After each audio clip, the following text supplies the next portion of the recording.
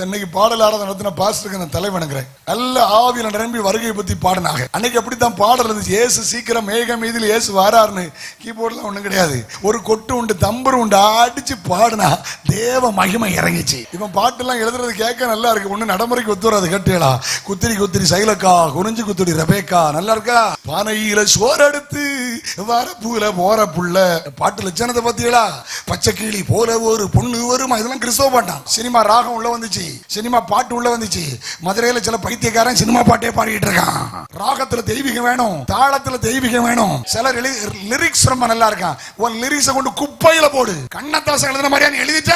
முடிவெட்ட தெரியல, ட்ரெஸ் பண்ண தெரியல, பெரியாள மதிக்க தெரியல, உபதேசம் தெரியல, இவர் லிரிக்ஸ் எழுதிட்டாராம். குப்பையில கொண்டு போடுவோம் லிரிக்ஸ். கண்ணதாசன் எழுதினான், சொல்லி தரட்டுமா உங்களுக்கு? கண்ணதாசன் எழுதினான் இயேசு காவியம் எழுதினான். இயேசு காவியத்தினுடைய முடிவில் எப்படி எழுதினான் தெரியுமா? மண்ணீடை மீண்டும் இயேசு வருவது சத்தியமே எழுதி முடிச்சான்.